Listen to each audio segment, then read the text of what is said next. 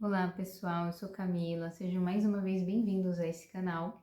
E o vídeo de hoje eu vou falar sobre ritual de mesa branca, né? Um ritual que já tem sido esquecido na história, mas que tem ressurgido também no contexto do Daime da Barquinha. Então, se você gosta desse tipo de conteúdo, já deixa seu like, se inscreve no canal e assina o sininho de notificações para não perder avisos de próximos vídeos.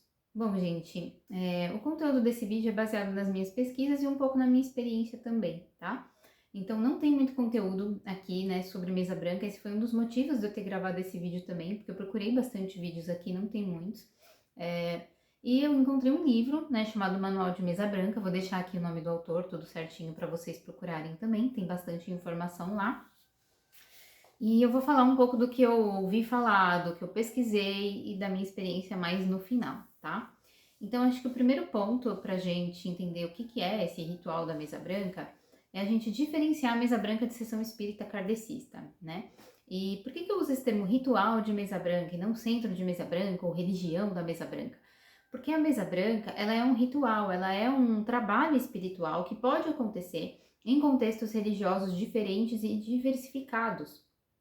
Então, não necessariamente a mesa branca ela é espírita. A gente começa por essa diferenciação baseado na ideia de que dentro da doutrina kardecista mesmo, clássica, você não usa elementos para trabalho espiritual, você não usa elemento nenhum, basicamente, né? Então, a grande diferença seria essa, que no mesa branca tem alguns elementos, inclusive esse branca do mesa branca é devido à toalha branca que se tem sobre a mesa como um elemento muito importante do ritual, tá? Então esse branca não tem nada a ver com questões de ordem racial, acho que esse é um ponto importante também para a gente trazer. Então é importante a gente diferenciar, né, da sessão espírita kardecista, entendendo que uma mesa branca ela pode ser também espírita kardecista. E aí a gente vai para as origens, né? Que remontam aí meados de 1800, que começa com o fenômeno das mesas girantes, né? Que é contemporâneo ao Kardec, né? Kardec começa a estudar espiritismo a partir desse fenômeno. Então, tem algo que acontecia antes de Kardec, mas tem fenômenos acontecendo contemporâneo a ele, né? No contexto ali da França. Eu não sei se surgiu ali nesse contexto da França essa mesa branca, né? Eu acredito que essa mesa branca, ela realmente ela é brasileira, tá? Essa é uma informação que eu não encontrei, mas pelo menos o que a gente vê em vídeos, filmes, né? E historicamente só se usava a mesa, né? No contexto lá das mesas girantes, que eram as sessões espíritas, né? As sessões para falar com espíritos que aconteciam, né, antigamente na França. Mas aqui nesse contexto da mesa branca a gente tem esse elemento da toalha, né? E aí a gente vai ter vários tipos de mesa branca, né? Como eu falei, relacionados a vários contextos religiosos. Então a mesa branca, ela pode ser uma mesa branca espírita kardecista, né? Ter como base, né, o Evangelho segundo o Espiritismo, outras literaturas, outras orações associadas também, e os métodos, né, muito parecidos. Claro, com algumas alterações.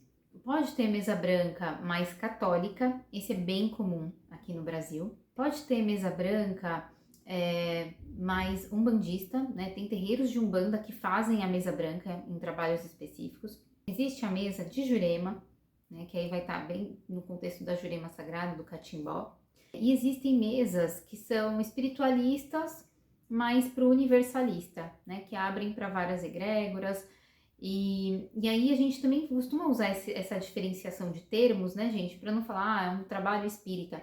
E quando a gente fala espírita, geralmente já se associa a Kardec, né? Às vezes a gente usa esse kardecista, né, para acompanhar, para classificar, né, que é espírita kardecista, mas geralmente também se diferencia através do espiritualista, como aquele que acredita nos espíritos, acredita em reencarnação e que não necessariamente segue a doutrina, né, do Kardec.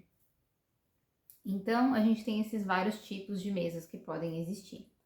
E como que é esse formato desse trabalho, né? Eu vou trazer o básico, entendendo que pode ter muito mais coisa do que isso, tá? Então, basicamente, se trabalha com a mesa, que geralmente é de material natural, geralmente é uma mesa de madeira, e ela tem sobre ela uma toalha branca. Esse é o elemento mais fundamental ali. Essa toalha branca, gente, eu mesma já entendi, percebi que ela é um grande catalisador de energia para o trabalho, né?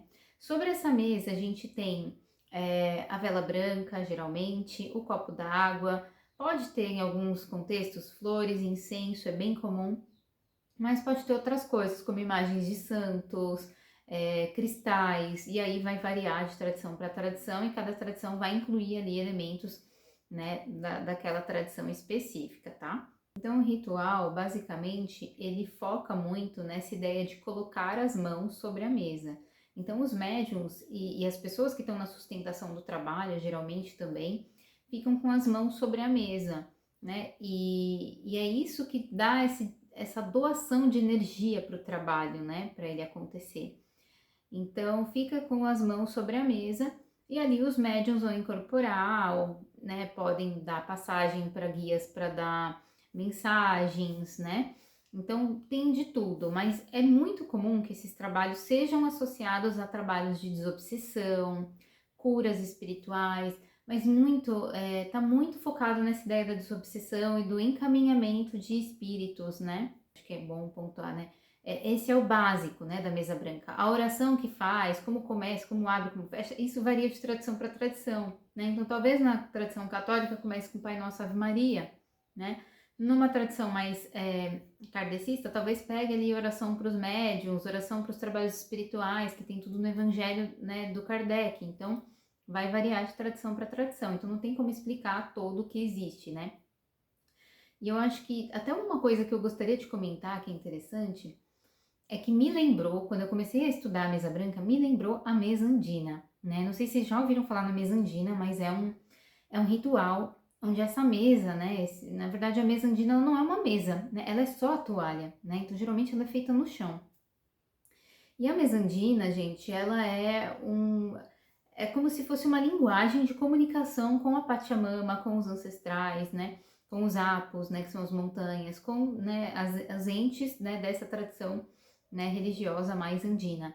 Mas quando você vê esse trabalho acontecendo, né, você percebe o quanto a gente encontra similaridades, né? Nesse contexto desses elementos ritualísticos que é essa mesa, né? Essa base onde você coloca ali como um altar, mas não é como um altar fixo, né? Mas como um altar móvel que se comunica ali, né, com a gente naquele momento, onde a gente vai movimentar os elementos ali o tempo todo, né? E falando do contexto do Daime, né? No Daime existe o inário de mesa branca, né, e o trabalho de mesa branca, que vem da linha do Padrinho Sebastião. E a gente sabe, né, que Padrinho Sebastião, ele vem de mesa branca, né? Então ele já era o médium de mesa branca, então ele já tinha essa experiência anterior ao Daime.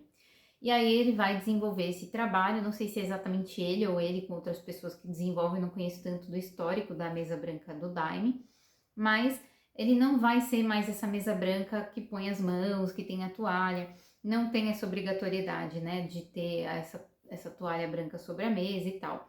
Pelo menos nunca vi isso. Então, geralmente na mesa branca do Daime, os médiuns ficam sentados e eles podem aparelhar, e aí pode abrir para várias egrégoras, né? Esse trabalho ele tanto pode se encaminhar para um trabalho mais de encaminhamento, né, de espíritos, mas ele também pode se encaminhar para um trabalho mais, por exemplo, na linha da Umbanda, né, de aparelhamento dos guias de luz ali para trabalhar com o próprio médium. E a gente tem na barquinha, né? Gente, eu nunca fui na barquinha, então o que eu tô falando é baseado num documentário chamado Híbridos e também no que eu li em artigos acadêmicos, né, sobre a barquinha. Então eu vou deixar o link do documentário aqui, é um documentário muito lindo para quem quiser assistir. E nesse documentário a gente vê uma sessão, né, onde existe uma mesa, me parece que essa mesa é em formato de cruz. E os médiuns, eles têm as mãos sobre a mesa. Eu não lembro se tinha toalha, eu acho que não, mas talvez tivesse, eu não tô lembrada muito bem. Então os médiuns colocam a mão sobre a mesa também para fazer esse aparelhamento, né, para fazer esse trabalho, que eu não sei exatamente como se dá ali nesse contexto, né. Então a gente tem esses fenômenos ressurgindo aí nesse contexto. Tá? E aí, gente, o que eu acho, né, sobre por que isso está desaparecendo, né? Acho que esse seria um ponto para a gente falar.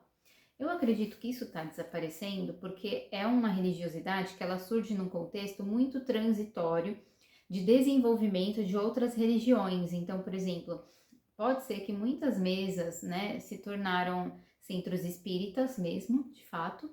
Pode ser que algumas se tornaram centros de umbanda e, enfim, Existe até uma discussão hoje, né, uma discussão atual, sobre essa Umbanda de origem do Zélio de Moraes ser, na verdade, um espiritismo de mesa, né, ou uma Umbanda de mesa, né, algum outro termo, para não dizer que aquilo é a Umbanda, né, porque ele nasce nesse contexto de um trabalho onde provavelmente era uma mesa branca, né? Falam que é um trabalho espírita, mas eu não tenho, né, fonte suficiente para falar como que era o contexto desse trabalho, né? Porque às vezes se usa esse termo espírita de uma forma ampla e não necessariamente a gente está falando de um trabalho na linha de Kardec, né? E era muito comum essas mesas serem muito católicas, né?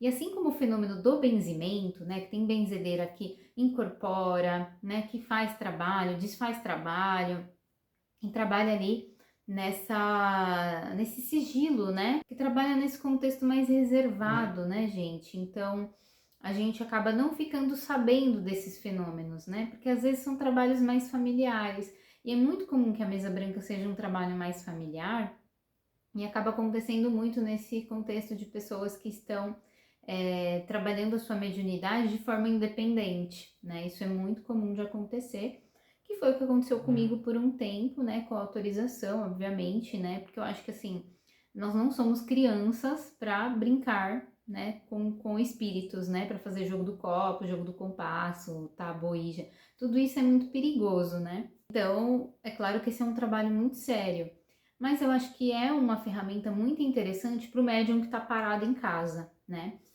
E que tem autorização para isso, né? O médium que tem autorização para incorporar, que tem incorporação para trabalhar, tá parado em casa, faz mesa branca. Quem sou eu, né, para ficar aconselhando, mas é isso, né, gente? Eu acho interessante porque foi interessante para mim por um período, né? A gente trabalhou aqui com mesa branca. A questão é que, como é um trabalho mais familiar e que ele tem amplas possibilidades, né, de você trabalhar com a egrégora, né, da tua egrégora religiosa mais próxima ali, acaba sendo um ritual que te permite, né, dar espaço, né, para tua mediunidade trabalhar dentro do teu contexto, seja ele qual for. Né? Então, gente, se você já ouviu falar em mesa branca, se você conhece alguém que faz mesa branca, se você faz mesa branca na sua casa, me conta, né, como que é a tua experiência, comenta aqui, porque eu adoraria ouvir, né? Se vocês tiverem dúvidas também, mandem aqui que eu posso responder em vídeos mais curtos, principalmente falando mais sobre a questão da minha experiência com a mesa branca. E assim, o que eu posso dizer desse trabalho, né, resumidamente, né? É um trabalho muito bonito, né? Dentro do que eu trabalhei aqui, a gente trabalhou bastante com encaminhamento. É um trabalho muito importante, né? E não é um trabalho importante só para os espíritos, é um trabalho importante para nós, porque esses espíritos encaminhados, gente, eles estão ligados a nós, a nossas famílias, a nossos parentes, as pessoas do nosso convívio. Então, assim, é um trabalho que a gente está fazendo para nós, para nossa linhagem, para nossa comunidade, né? Então, é um trabalho muito importante. Né? E não sei se vai sumir de vez a mesa branca ou se sempre vai existir uma ou outra no contexto familiar, assim como as benzedeiras, né? Mas eu acho muito importante a gente falar sobre, né? Ter registros, né? Sobre esse ritual que existiu e pode ser que continue existindo e que a gente não tem muita informação, né? Então eu acho importante a gente ter registros sobre isso, que fique gravado aqui para a posteridade, né? Essas informações que eu consegui, né, sobre mesa branca. Tá? Então, se você gostou desse vídeo, curte, compartilha, envia aí para algum amigo, amiga que goste desse assunto e a gente se vê no próximo vídeo. Gratidão!